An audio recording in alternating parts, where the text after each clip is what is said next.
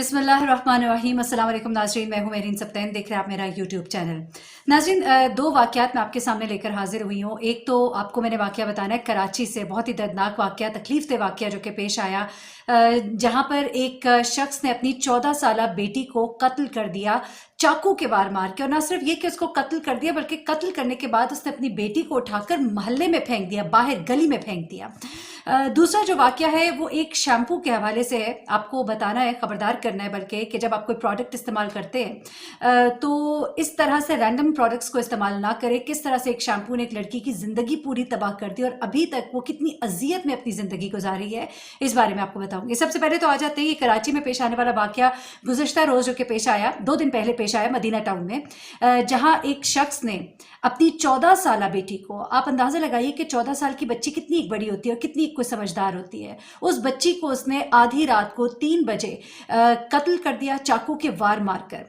और ये कहा जा रहा है कि गैरत के नाम पे कत्ल किया गया। यहां से अंदाजा लगाएं, ये शख्स जो है, इसके बारे में पहले मैं आपको थोड़ा सा बताऊं, क्योंकि इस शख्स ने आज से 11 साल पहले भी अपनी बीवी को गैरत के नाम पे कत्ल कर दिया था। और उसके बाद भी ये शख्स जो है, वही हमारा वीक प्रोसिक्यूशन सिस्टम, जिसकी बिना पर और गैरत का नाम लेकर भी हमारे लोग बहुत छुट जाते हैं। गैरत के नाम पर कत्ल किया इसने अपनी बीवी को, और उसके बाद अभी तक ये आज़ाद फिर रहा था। उस वक्त इसकी बेटी जो है सिर्फ 3 साल की थी, और अब उसकी बेटी जब 14 साल की हुई तो इस बीमार ज़हनियत शख्स ने अपनी बेटी को भी दोबारा इसी तरह से मार डाला। जिससे अपनी बीवी को कत्ल किया था, इसने इस बच्ची को भी चाकू के वार मार के कत्ल कर दिया। और उसके बाद इसने खुद पुलिस को फ़ोन किया और अपने आप को पुलिस के हवाले कर दिया। ज़हनी तौर पर ये एक बीमार आदमी था, लेकिन ये कहकर इसे छूट नहीं मिल जानी चाहिए, क्योंकि इसने इससे पहले भी कत्ल किया। और हमारे सिस्टम के ऊपर बहुत बड़ा सवाल है। मोहल्ले के लोग क्या कहते हैं? मोहल्ले के लोगों ने बताया कि रात को 3 साढ़े 3 बजे के करीब घर से बहुत शोर, चीखो पुकार की आवाज़ आई। जब तक लेकिन हम इसके घर पहुंचे तब तक ये अपनी बेटी को मार चुका था। मारने के बाद इसने अपनी बेटी को, जिसको चाकू के वार से कत्ल किया इसने, उसको उठाकर इसने गली में फेंक दिया। और अहले मोहल्ला जो है, उनका ये कहना है इस बच्ची के हवाले से कि ये बड़ी शरीफ बच्ची थी।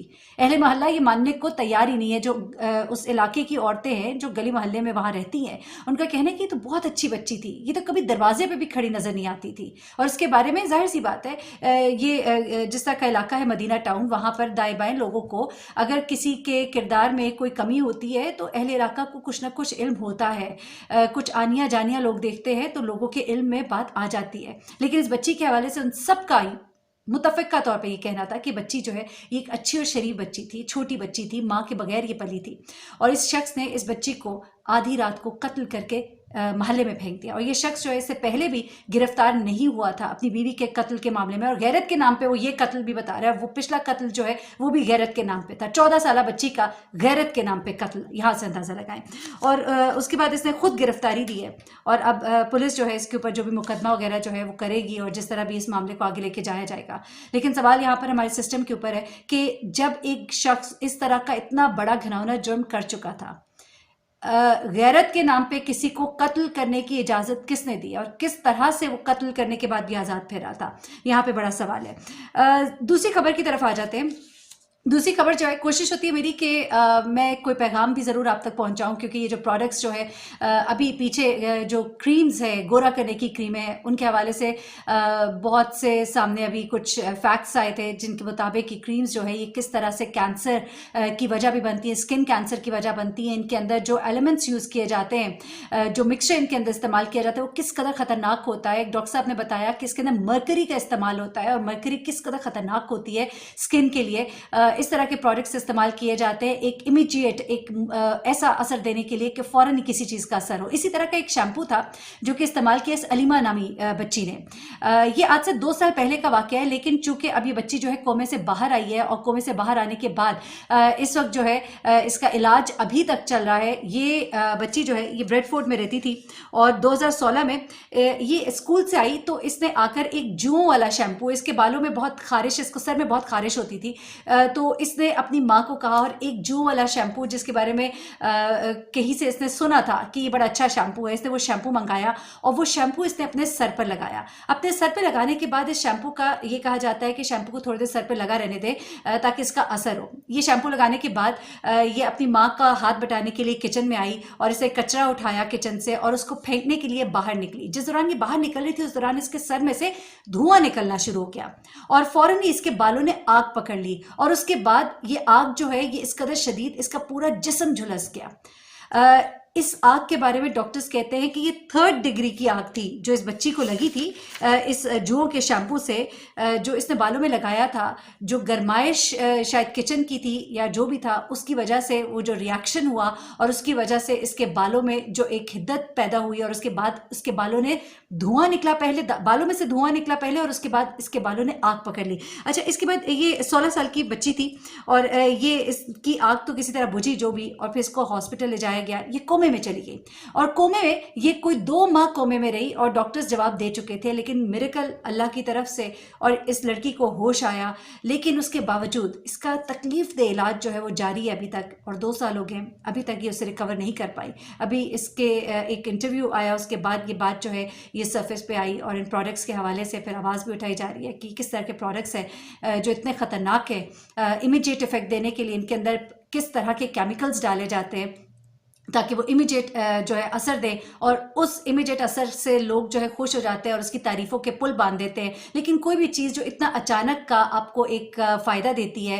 या इतना इमीडिएट उसका इफ़ेक्ट होता है तो उसके अंदर कुछ ना कुछ ऐसा ज़रूर होता है। बहुत सी क्रीम्स जो कुछ डॉक्टर्स आपको रिकमेंड करते हैं वो आपको कहते हैं कि बहुत अच्छी क्रीम है। अच्छा, मैं इस बच्ची के हवाले से आपको पहले बता दूँ कि ये बच्ची जो है इसकी 7 उंगलियाँ जो हैं, 10 में से 7 उंगलियाँ इसकी मुतासर है और 3 जो उंगलियां बच जाती हैं उसमें से भी 2 उंगलियां हैं इसकी जो सिर्फ काम कर रही हैं। इस कदर तकलीफ दे हालत में ये लड़की, और अभी तक इसका ट्रीटमेंट चल रहा है 2016 से लेके अब तक। और ये एक जुओं वाले शैम्पू का कमाल है। आप इसकी तस्वीर देख सकते हैं कि कितनी खूबसूरत लड़की थी और उसके बाद इसका क्या हाल हो गया। तो प्रोडक्ट्स के हवाले से मैं आपको बता रही थी कि जो क्रीम्स हैं उन क्रीम्स के अंदर कुछ डॉक्टर्स आपको कई दफ़ा रिकमेंड करते हैं, आपके स्किन के ऊपर कोई डिजीज़ या कोई प्रॉब्लम होता है, कुछ भी होता है, कोई एलर्जी होती है, तो कई दफ़ा हम कहते हैं कि उस डॉक्टर ने मुझे ये दवाई दी और मेरी 3 दिन के अंदर चीज़ ठीक हो गई। तो कई दफ़ा ये दवाइयाँ जो होती हैं, कभी आप अगर उसको गौर से पढ़ें, उनके अंदर स्टेरॉइड्स होते हैं, फादर ऑफ ऑल एंटीबायोटिक्स, यानी कि स्टेरॉइड्स। और स्टेरॉइड्स जो है वो किस कदर ख़तरनाक होते हैं स्किन के लिए। जब आप बार बार उसका इस्तेमाल करते हैं तो आपकी स्किन जो है वो रेजिस्टेंट हो जाती है और उसके बाद वो आम दवाइयों का तो असर लेना छोड़ ही देती है।